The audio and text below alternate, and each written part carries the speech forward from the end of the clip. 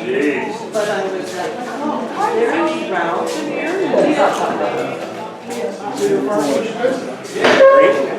Almost every day. So.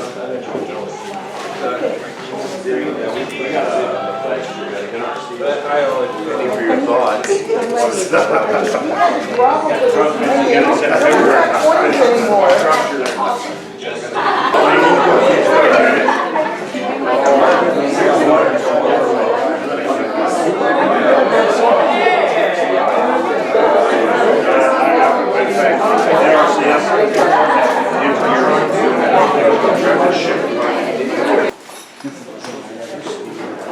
We'd like to start tonight with our County Council District 4 candidates. This year we have Auntie Maddie Green running for County Council District 4. As well as Eileen O'Hara.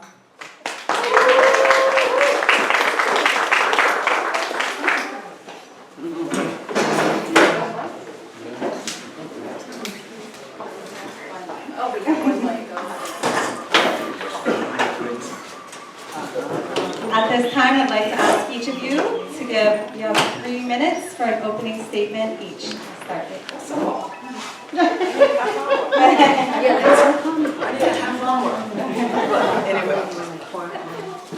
Maria and Haas for inviting me tonight. I'm Maddie Green, resident of Nanavati for 20 years and a business owner.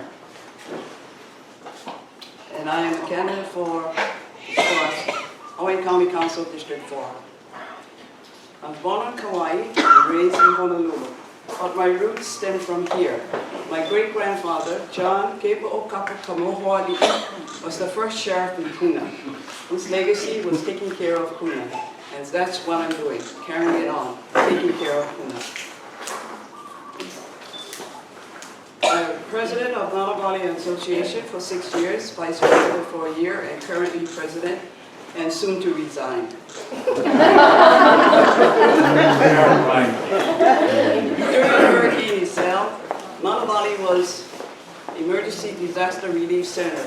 There we served 200 to 300 people a day with ice, water, and food, thanks to the bodacious women of Pahoa. And we are currently still ongoing with our food pantry. In the food pantry, we service 625 head of household, which includes HPP, Hawaiian Beaches, Nana Valley. Nana Valley services Kapoho, Black Sands, Seaview, Leilani, Opihikau, Kalapana, and Nana Valley. That totals us to 625.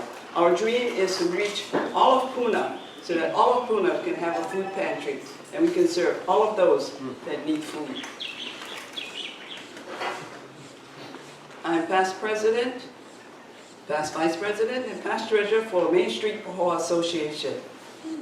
And there, I was one of the founders for the Pahoa Booster Club, where Pahoa High School did not have a football team for 15 years. That's why the Booster Club was formed. Thanks to Tiffany Hunt, who wrote out the grant, and thanks to Senator Russell Ruderman for pushing the grant, we got $72,000 to equip our students with football equipment, and it's ongoing. We have a Daggers team. Yay!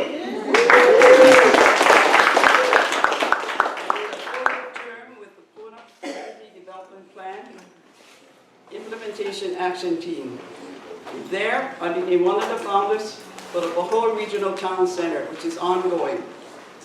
We are not calling it the Pahoa Plan for short, and Mark Henshaw is the chair for that committee. We also have a homeless and loitering committee, which we are, well, we have several meetings, right, Eileen? Yeah. Anyway. Yeah. In progress. In progress, yes. We're trying to find solutions. We have solved some of them, and some of them are ongoing, and some of them are bigger than we can even try to handle. Okay. Yeah. Okay. Oh, got there. Oh, thank you. I'm Eileen O'Hara, and I want to thank Haas for hosting this event, organizing and hosting this forum. I've lived in Puna for 35 years, and after attending the University of Hawaii at Hilo and then Manoa for graduate studies, I applied my degrees in environmental economics to work on community-oriented jobs and projects. I worked for Halco for 5 years as a solar electric specialist and 5 years at the county as a planner. And then in 2003, I became the county's first recycling coordinator and designed the two-stream recycling system that's currently in place and implemented the High Five program. I worked as a contract manager at the state hospital system and served as the business specialist for the $15 million biodiesel plant, Big Island biodiesel plant in Chipman Industrial Park. Since then, I've been full-time faculty at UH, where I've been faculty since '97, and I've been teaching full-time at the College of Business and College of Ag. My success as a grant writer has brought in millions of dollars into the community for projects and programs. And at the community level, I served for 4 years on the Governor's Environmental Council and the 2010 County Cost of Government Commission. I was president of Hawaiian Shores Community Association for the last 5 years, giving up my position this past April to run for council. And we achieved many of our subdivision goals while I was president. We renovated our community center. We installed a solar-powered pumping system for our community-sized pool, swimming pool. We obtained a $2 million USDA grant loan combo to repair our aging public water system. And the reason I want to be your council member has to do with my experience as president of my subdivision during the aftermath of Hurricane Iselle in August 2014, while also preparing for a potential lava inundation. Lower Puna needs a council person who can lead and who already has political and agency contacts at the local, state, and federal levels. I was saddened to watch many voters in Lower Puna lose their right to vote in the primary election in August 2014 because of Hurricane Iselle. And with effective representation at the local level, that should not have happened. As I talk with voters, I hear about issues that people consider the most important, and two rise to the top. The first is a lack of alternative road access in Lower Puna for times when Highway 130 is closed, as well as the issue of homeowner associations paying to maintain private roadways that are open to the public. I've worked on these issues in the past, and I feel I can successfully champion a solution at the council. And that seems to be the end of the 3 minutes, so thank you.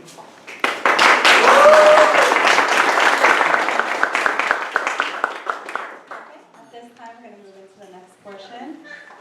We'll start with Maddie again, take turns. You have a chance to choose which question you'd like to respond to. You'll have 2 minutes to address the issue, and then Eileen will have 1 minute to respond.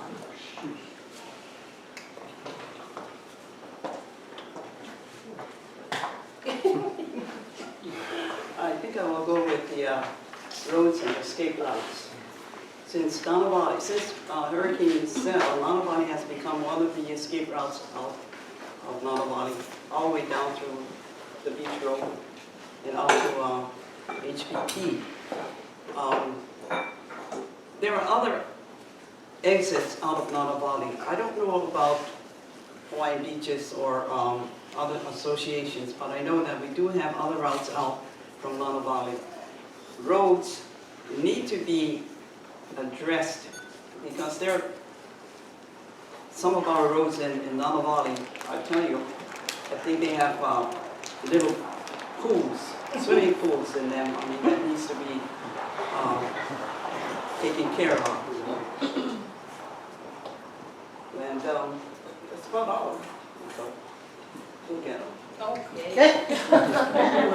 As you can tell, Maddie and I have worked together before, so it's a non-contentious election for us. The roads, we do need an alternative route to Highway 130. And this is a road that could be, in good times, serve as a bicycle route, a pedestrian route, and in emergencies be open for vehicle access.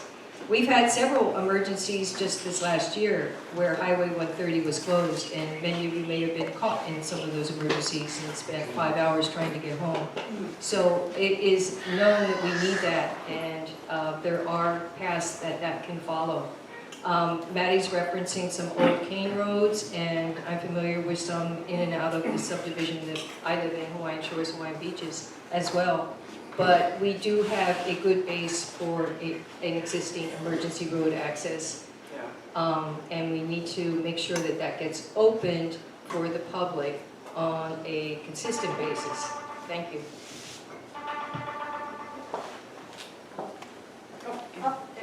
It's your turn. Okay. I see the rapid Ohia death over here under the environment, where I'd like to take the styrofoam ban on, but we'll go with the rapid Ohia death. Because this is a fairly new problem that we need to educate Big Islanders about what is happening. We are likely to have a very different environment here if we don't get a handle on this within the next 10 to 20 years. It is a rapid disease. That's why it's named that. It can take down a tree in a matter of days. And once it gets started in an area, then it spreads very rapidly, because all it takes is a little nick on the side of the ohia tree. Hunters going by and making a trail so they can find their way out, for instance, or just any type of damage from storms, for instance. Itself really help to spread things around. So that fungus is a very active one, and at this point we have no clear solutions. We're looking at various ways of dealing with it, but we need to educate people so that we stem the spread of the rapid ohia death, especially going to any other island, which so far it has been contained on the Big Island. So this is a very important project that I can foresee being involved in. I was involved in albizia eradication from 1990s on, and hammered on doors and pretty much got a deaf ear. But when we had Hurricane Isel, 90 to 95% of the damage was due to albizia trees coming down.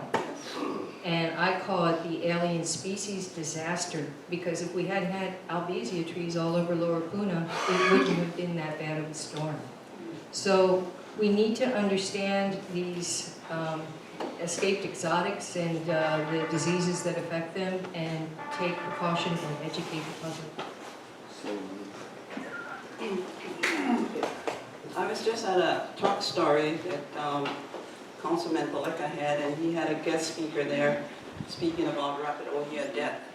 One of the things he's concerned about is when you leave the forest to clean yourself, using alcohol, clean your shoes, clean your trucks, steam power your trucks and your tools especially, because if you cut a tree, ohia tree in the forest and take it home and cut it there, you're spreading the fungus.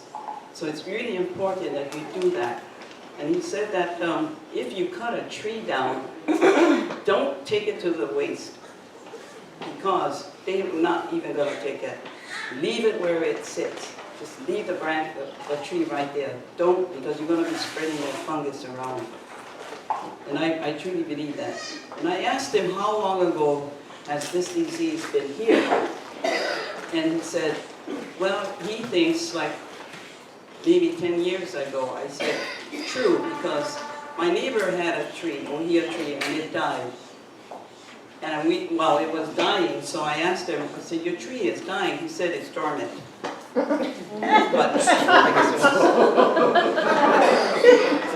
well, one said. Okay.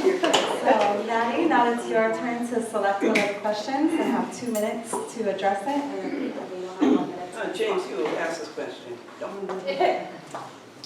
You don't want to ask that question. Okay, I think I'm going to go with homeless, because that's really dear to my heart, the homeless.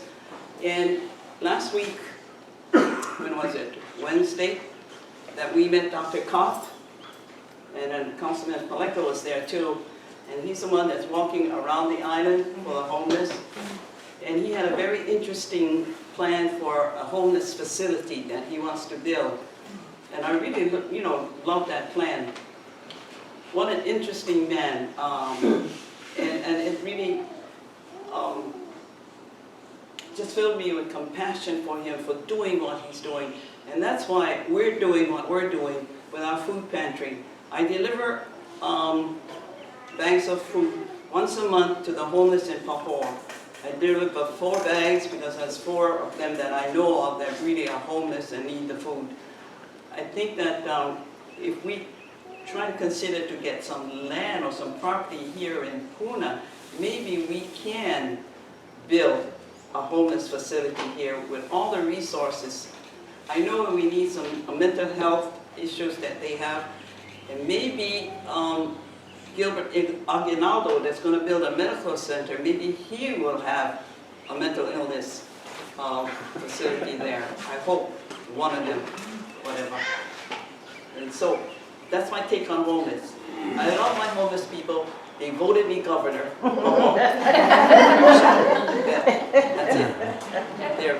Thank you. I feel bad for John who got maced. And I'm very happy that CJ is in jail. That should never have happened. And I spoke to John and he said that he got ice water on him and then was maced and his dog was maced, and that should never have happened. But Sarah at the museum is taking care of some of our homeless. And that maybe, we were talking, Dan Nixon and I were talking, and maybe we could have a fundraiser for our homeless in Pahoa. We're talking about that. Sorry, I like to talk it. I don't want to talking about that. Well, just to weigh in on that issue, it is a big problem and we're all aware of it. Maddie has pointed out that part of the problem is no facilities that handle mental illness where we can take the individuals who are probably some of the worst cases in the homeless community in our Pahoa town here. And that needs to change, and we need to be able to provide the services that they need. It has an impact on the economic development in the area, and I'm going to take for my next question the infrastructure one, so this kind of ties into it. I know that Auntie Emily, when she was on council, began working on some homeless shelters which were brought over to Pahoa from Kauai, but we have never advanced that to the point of making them available for the homeless. And there's still questions about the value of those sheds as well. So we need to address this problem, and I like the idea of raising funds because that's going to be needed for this as well. All right, thank you. Okay, so the other, I see a lot of dots. I put on my glasses so I can see that far. Infrastructure in Puna, and this is a really good question.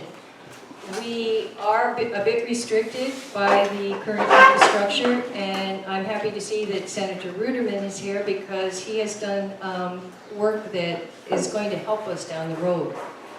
We need to start with a wastewater substation in Pahoa. I know a lot of people don't feel that may be necessary, but in order to expand our medical services, in order to have, say, a dialysis clinic, things that are very much needed in our community, we need a wastewater substation. Now, I know it's on his capital wish list to build, because it's a state function to build such a facility, but it is the county's function to do the feasibility study. And money was actually passed by the council a couple years ago to do so, and they dropped the ball because we had a lava threat, and they figured, what's the point of planning for Puna? Well, we are still here, and we still need planning. Thank you. So that's going to come back. And aside from that, the Learning Center that Senator Ruderman is championing is going to provide a really good hub that can create other business opportunities as well.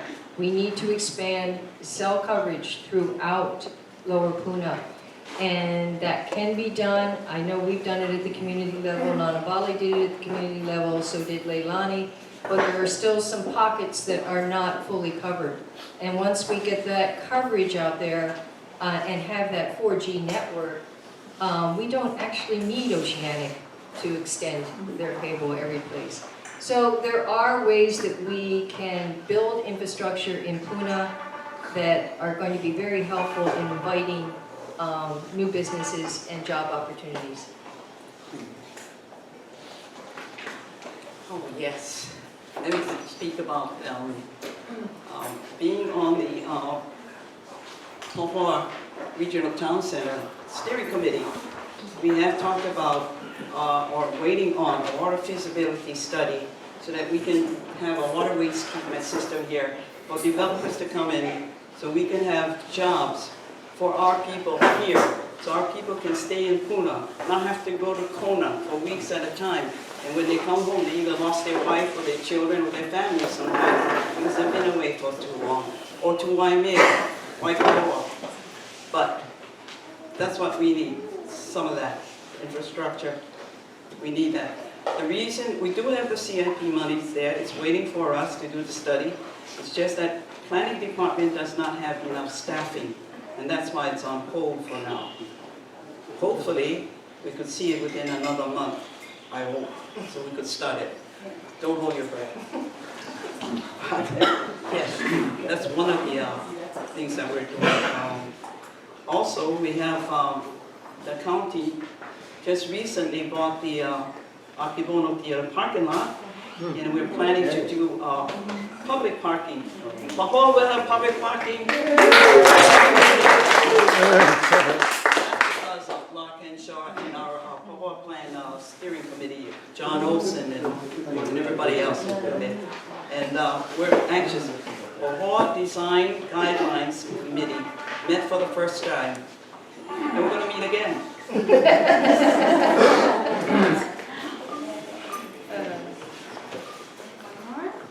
Was that 4 or 3? Oh, I thought it was 2. What did we do with 3? We did 3. Oh, wait. Okay, listen, I just want us to be really fair. So we did Maddie and then Eileen and then Maddie and Eileen. I think we did. I think I did them. You want us to move on again? Let me see. What Okay. But you see, So at this time, each of you will have 3 minutes for closing statements. I'll pass it back to you. Oh, okay. baby, go. There you go. Well, in closing, I'd like to thank my opponent, Maddie Green. She's done so much work in the community, and I really appreciate everything you've done, Maddie, and I'm really glad that we get along so well. Because either way it goes, we're going to be helping each That's other right. down the road. One of us will be doing whatever we need to do. Okay, and because of that, because it's 2 women running, and because in other races only women are running, we're going to have a predominantly female council.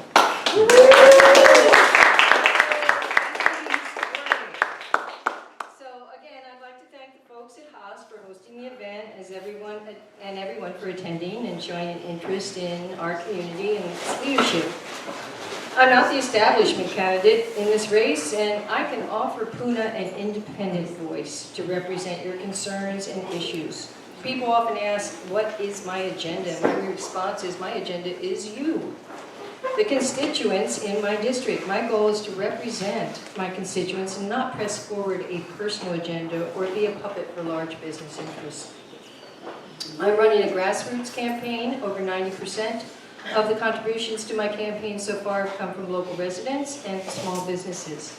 I qualified for the partial funding through the Campaign Spending Commission, and that allows me to receive $2,000 as a result of many small donations from Hawaii residents. If I had to describe one thing about myself, it would be that I get things done. The only reason to identify a problem is to find a solution, one that is equitable and cost-effective. With my background in agricultural science and training as an economist, my professional career has been about teaching and applying decision-making and critical thinking skills. I'm not interested in a career as a politician. I've already had a career. But I am committed to doing more than a 2-year term because it takes that time to develop and pass legislation. I feel I have the energy and good health to make that commitment to the public and to do a good job.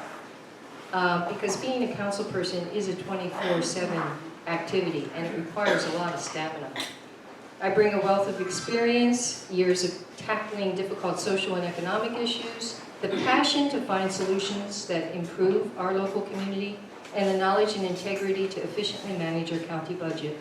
I humbly ask for your support in the primary election on Saturday, August 13th.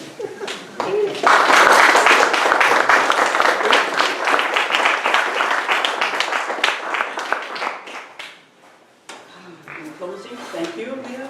Thank you, Gail. Thank you, Ross. Thank you, everyone, for coming, taking time out for your busy Thursday night. Is it bingo night? Friday. Anyway, I'm running, don't have a platform. I have a diving board. I dive into everything that needs to be done. I'm a doer. I like to do things. I don't sit around and talk. I like to get out and talk to the people. That's where I've been for the past decade or more. Out there talking to people, asking about their issues. Some of them we have solved, some of them making great friends with everyone that's here tonight. And I thank you for being a friend. I have integrity, I have honesty.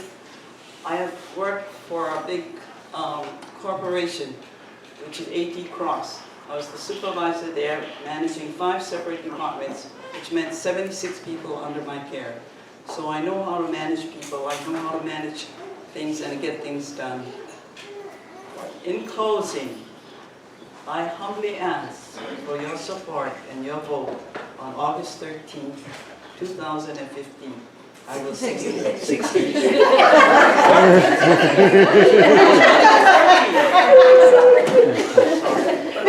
Thank you, everyone. And have a safe trip.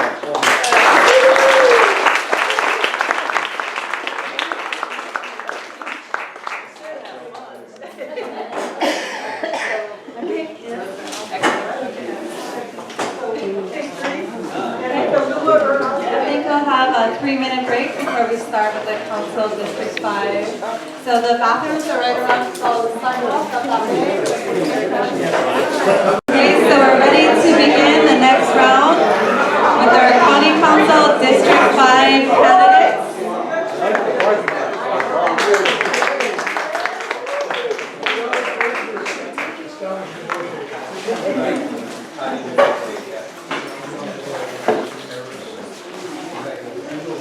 This election season, we have our incumbent, Paleka.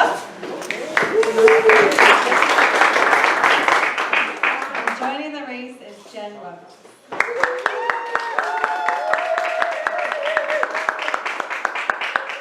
We'll begin with our opening statements. You have 3 minutes. Thank you. Aloha, everybody. Hello. My name is Jen Ruggles, and I was born and raised on the Big Island. My mother grew up in Ka'u, and she was a teacher for the Department of Education. My father moved here in the 70s as a Mason, and he is known as being a medical cannabis activist. My grandfather built Shopper Restaurant in Ka'u, one of the first restaurants in Ka'u. I grew up here, and I will live here my entire life, and chances are I will breathe my last breath here. I grew up poor. I grew up at the end of Pikake Street. We were the second family to buy land on that street in Fern Acres. Growing up in Puna, I see now from traveling across the mainland into other countries that I see a blessing of good fortune to have grown up here. And I'm proud of where I come from. I'm proud and I'm willing to stand up for my community. I see how poverty plagues us and translates to meth and crime and struggle. Being one of the poorest districts in the state, we have to take special care and work extra hard to make sure that our needs are being addressed. My commitment to making a positive impact in Hawaii has influenced almost every major decision in my life. Upon graduating Cal High, I joined a club on campus, Global Hope, where we worked on food and energy security and getting big money out of politics, social and economic justice. I volunteered for Peaceful Sky Alliance, where we worked on making cannabis the lowest law enforcement priority, which more people voted for this than voted for the mayor that year. I led a 2-year campaign to preserve public beach access. I helped pass a bill that would implement Hawaii's first clean elections law, helping to get big business out of money, because I believe that elected officials should not be beholden to anybody but the public. In Kauai, I worked with hunters, hippies, fishermen, teachers, nurses, doctors, and Native Hawaiian groups, and I led a campaign to help pass a bill that would protect children from agrochemical pesticide spray. Where children were being sent to the hospital, they were collapsing in schools, and their environment was being devastated, and we won. Point being, I'm not a politician, I'm an organizer. I work with the community. I have a grassroots record of working with people and for the people, and every campaign that I have led has seen success. Thank you.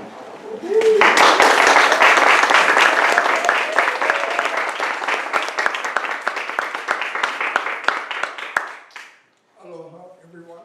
Aloha. Thank you for taking the valuable time out of your evening coming tonight. Now, Eo, Has Ohana, for making this space available for us. It's kind of a giant coming over from Kona. But, it's good to be here in front of my constituents. I'd like to thank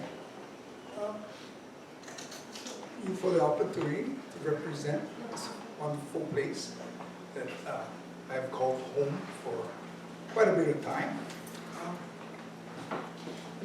In this election, we move forward. I see a lot of opportunity, especially in Puna. I was just talking to Mr. Jacobson there about improvements we made to the roads, the infrastructure. Working well with the Puna Community Development Plan, Action Committee. We got our community associations. Met with all of them, and we'll get to some of the issues that I see and I think a lot of you are interested in. But just thank you very much for this opportunity, because it's going to be a good chance for you to see or hear from me what you want. Because I'd rather ask you guys what you guys like here, what we're going to do. Because to me, it's about making things happen. Anybody can talk, but it's about getting it done. That's the major difference. Well, with the department said, that was put in place. When I was in Germany, I opened restaurants. I'd never been in that city before. I'd never met anybody. But my boss trusted me to go over there in Hamburg, Düsseldorf, and introduce myself and open one restaurant from scratch. Train everybody. Get them the visas they need. I'm somebody that can, when you set one goal for me to do, I'm going to do it. When I set my mind to something, you can make sure it's going to happen. Because either you come with it or get out of the way. That's the way I do it. Okay? Because when the PCDP, the Action Committee, asked for connectivity, we're going to make it happen. We're already working with OLA. We got the EA being done for Pizig, Kupua, South Laco. If you want action done, ready up. Okay? No talk.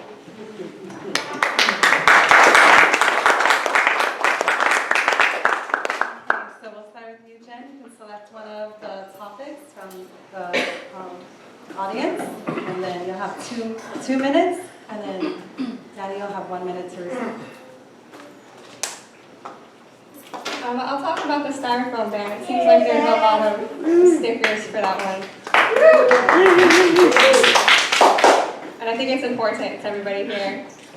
I testified in favor of the styrofoam ban because it's a toxic product, and it was responsible legislation that would take a toxic product out of our food system that was proven to be leaching into the food, and it's poisoning people. And it's a real ethical decision. And not only is it poisoning people, but it's poisoning over 500 species of fish and wildlife. And I've gone to the beaches as a surf rider, I've cleaned, and there are styrofoam specks everywhere. Fishermen are reporting it in the fish. And while it may not be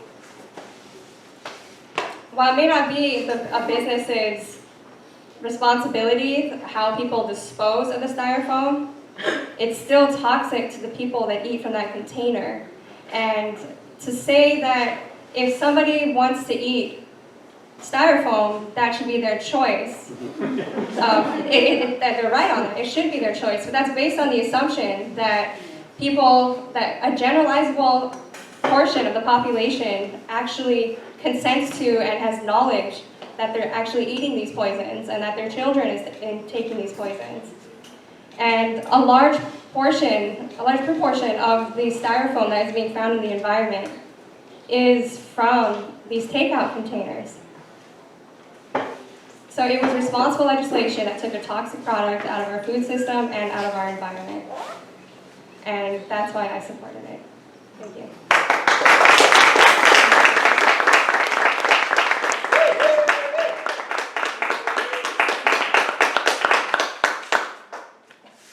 I have 1 minute to respond, so I'll try to be as quick as I can. Polystyrene, food grade polystyrene is safe. Now, styrene is in coffee. Styrene is in cinnamon. You know, I wasn't really educated about this, but when the topic came up and I had to do my research, I found out a lot about styrene. Polystyrene, styrofoam, the difference between the two terms that were tossed around, how you would recycle styrofoam, how it's safely recycled, but that's not what I'm going to get to. It's about the legislation. My opponent is saying it's fair. I don't believe that, because it targeted the food providers, but I could go down to Walmart, continue to buy thousands of pieces of polystyrene, anybody could have. And it would continue to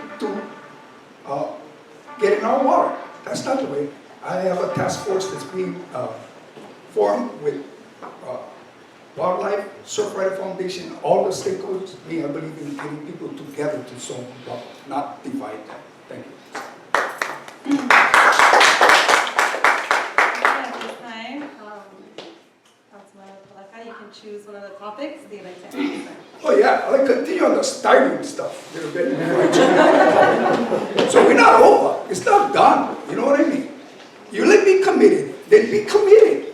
What about Big Island Sustainable? They're going to be on the task force too. What about building a facility here that makes a better product? Okay? Germany, green dot system. Why are we going to do something like that? You really committed to getting styrofoam out of the ocean. You got to start small and scale it up to the federal level, because that's where it's going to get the United States to stop doing styrofoam and create better products, like the EU does. Okay? Okay, so now. That's not always, is it? Yeah. We need to choose a question and have to answer it accordingly. What? Is it my time? I get to change? I get to choose my questions, right? You picked the same topic. You picked the same topic, so do you have more to say about that, or maybe, I don't know. It's but not You have, Jennifer you have needs to say 1 more minute left. about styrofoam. Oh, about styrofoam. About styrofoam. Oh, about styrofoam? Yeah. Oh, you want me to go 1 more minute on styrofoam? So, let's continue on what I believe is gonna work. So we get Surfrider, Wildlife Foundation, we have Mr. Yamada from the producer, who's actually doing it. We have people from KTA that are also interested in being on the committee. Myself, Juka Nuha, and some other individuals that I think when we come together, we'll come up with a solution and a better piece of legislation that doesn't target one segment of our population and make them responsible for what we all should be responsible for. Thank you.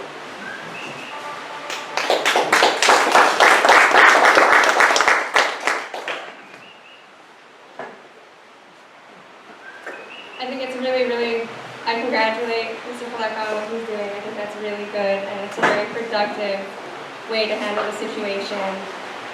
And I also believe that I would still support the ban. It's still a step in the right direction, and we can continue to work on efforts that the county wouldn't have jurisdiction over, which would be the federal and state laws that regulate the sale of styrene in grocery stores.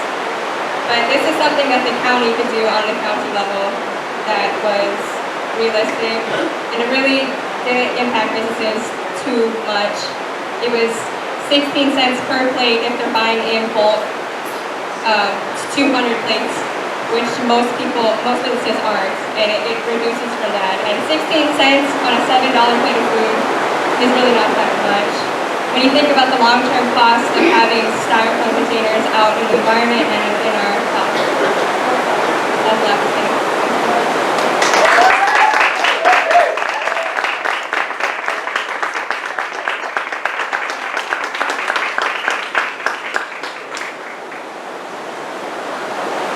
We have an open pavilion. Are you guys getting wet or are you okay? Once a year. Yeah, it's not this year, it's running out. Yeah, so it's gonna be loud as the ball comes down, but then it'll make it easier to hear inside.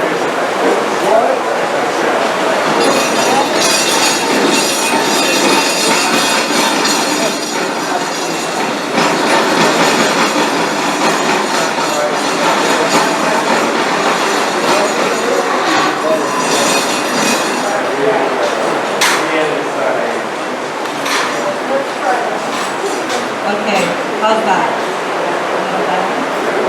Okay, so now it is Jen's turn to select an issue to discuss. And then Jen, you only have 1 minute to respond. I'm going to discuss the corruption in government, in county government. This is a big issue for our island. I've been going door to door and I've been talking to a lot of people about what's important to them. And this is a big one. The situation that our county faces with our mayor, it's kind of a hush-hush situation, but it's something that needs to be talked about. It shouldn't just be dealt with behind closed doors. I supported an ethics bill that would create a stronger ethics board for the county of Hawaii, and it would strengthen them in many ways. Right now, we only have 5 commissioners that can be from any place on the island, and they only meet in Hilo. The meetings aren't public. There's no mandatory amount of meetings that they have to have, and this bill would create 9 members from each district that would have to meet in Hilo and Kona and have public hearings.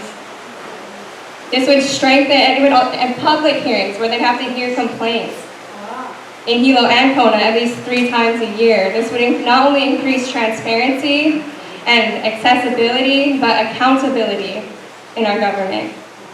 And I believe this is something that distinguishes me from my opponent. I also I'm passionate about clean elections, publicly funded elections. It's a great way to weed out corruption in government because we have big money interests that are compromising real representation of our island and our districts. Politicians should not be torn between representing their big money backers and then representing the public. It's a no-brainer. And that's something that we need to push for, and that's something that I will work with my state legislatures on, is trying to find a way to renew that program for our county here so that we can have representatives that can be more accountable to the public and really represent the people. Thank you.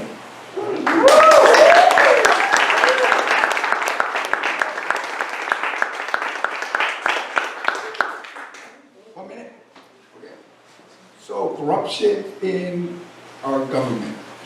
Okay.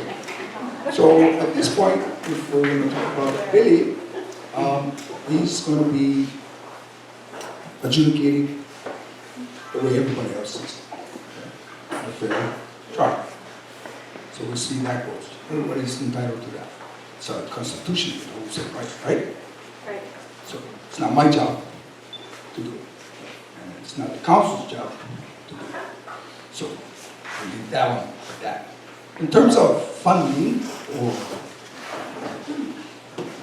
you know, for myself, I can say my funding comes from local business people, from local people here on the island.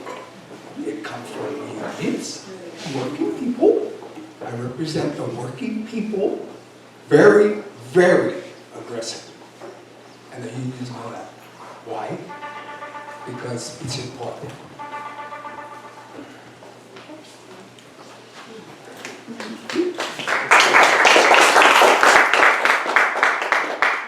think this will be our final question for the night. So this is going to be your choice. What you think? Yeah.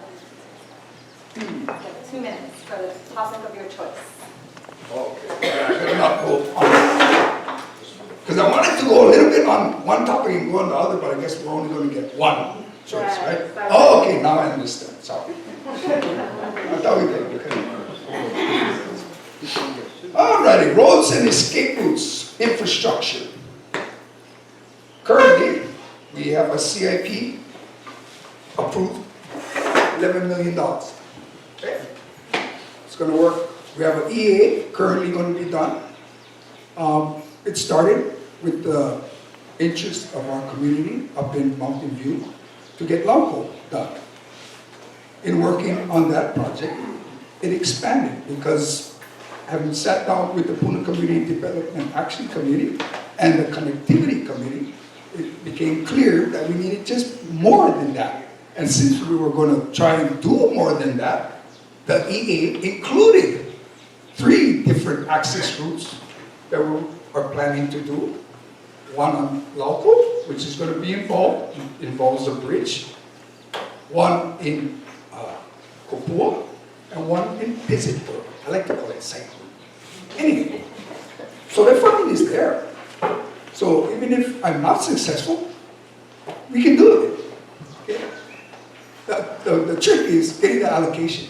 So this county council that's currently in place has been we work well together. I think it's a good makeup. But you cannot only just wish that things happen, talk that things are going to happen. You got to make stuff happen. It's just how it is. It's politics.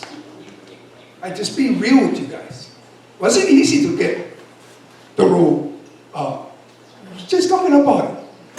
That right turn lane. It wasn't that easy. It wasn't even done with CIP money. It was done through maintenance. Okay? It's not coming from any CIP. Understand? That's real effective government. You want something done? Right here. I'll make it happen.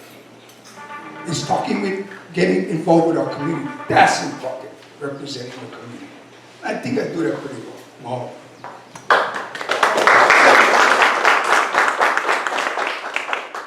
I am in full support of the connectivity plan. I think he did a really great job on that, and I applaud the efforts. It's really important to our district. A lot of people are very pleased, and if elected, I will continue and I will take up the torch. It's really important. And also regarding connectivity and escape routes, is railroad. That needs to be on the table, and the county council had an opportunity to take $15 million from the state to put into that project, and it didn't take it. Railroad needs to be opened. It's really important for people. It's a safety issue, and it's just a huge resource. It would take traffic off the road, and it would alleviate Highway 130. It's madness there. It's one of the most dangerous highways in the United States. It's critical that we get another access route into Puna. Thank you.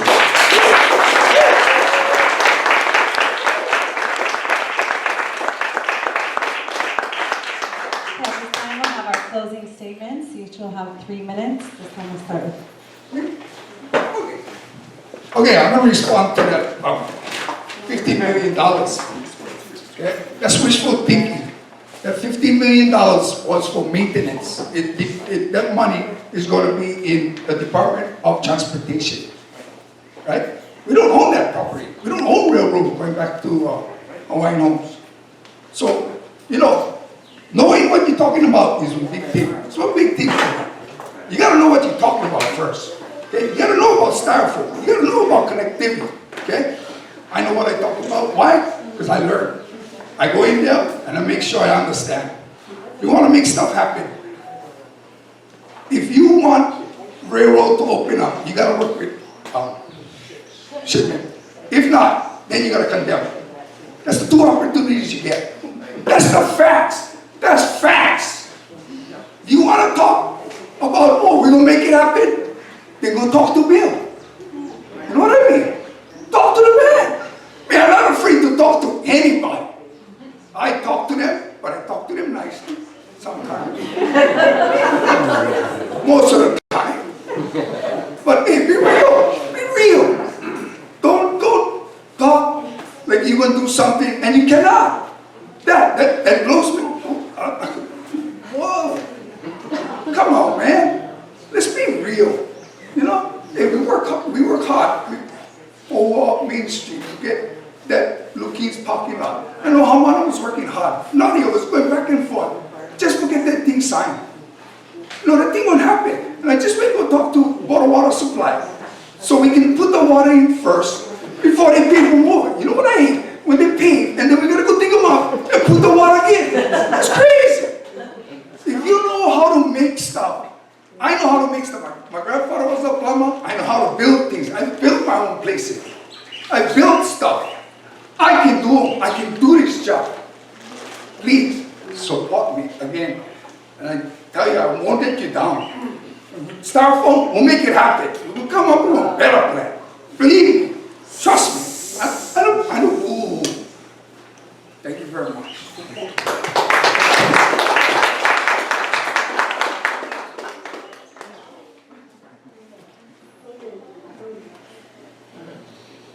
I am an old-fashioned candidate. I believe that elected officials should represent the people and not small private interests or big private interests or small people that have a lot of potential interests. I believe in honest, transparent, and accountable, accessible government. How I'm running this campaign is a reflection of how I will represent Puna. I'm reaching out to the people. I've talked to hundreds of people in my district, and their concerns are the same. I ask them, well, what is important to you? And they tell me, you're the first person to ever ask me this. And this needs to change, because how are you supposed to represent the people if you don't know what's on their mind? Over 2,000 people have my personal cell phone number, and I've been talking to them. I see what you feel, I see what you see, and I feel what you feel. Let's build strong communities. We need better roads. We need a strong, sustainable economy. I see our struggles and I see our potential, and I want to break down the barriers that keep us from reaching our potential. There is no reason why we should not be producing 100% of our own energy. There is no good reason why we shouldn't be producing 300% of our food supply. We did it for 1,000 generations. I believe in a big island that has a thriving, local, diverse, strong agricultural economy that produces safe and clean food like it did for countless generations. I believe in thriving communities, thriving community centers. Centers that each subdivision have that serve the interests of the people. They're strong, they know what they're doing. They have proper budgeting and accountability, and they represent the interests of the residents. There's food gardens, there's community gardens, there's public commercial kitchens, and there's markets. I envision a county that makes it not only easy for small businesses to set up, but supports a thriving, diversified local economy that makes the most of our local talents and creativity and passion here. We live in the most diverse district, I believe, in the US. I've been going door to door. It's incredible how diverse our district is. We have such potential. And I am not the establishment. Chances are, if you make less than $100,000 a year, you are also not the establishment. I am not status quo. And a lot of people have been asking me why I've been running, and I tell them I am running for justice. Just like how when I graduated high school and I joined the club on campus, I was passionate about all these different types of justice and educating people and advocating for it and passing bills. I'm passionate about justice. Justice for the people who live here, who are forced to pay into a system that doesn't represent them, and whose struggles are being ignored by a government that is supposed to serve us. Justice for the environment. Justice for future generations. My name is Jen Ruggles. I'm from Puna, and I'm for Puna, and we have a lot of work to do.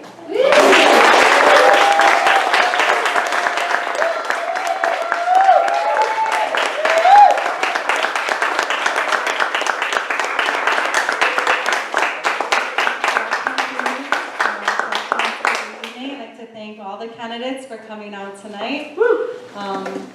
Survey on the way up. We have a survey. It would help us with our efforts if you could take the time to fill it out. We appreciate all of you coming and supporting this process. And we would like to welcome all of you. So thank you.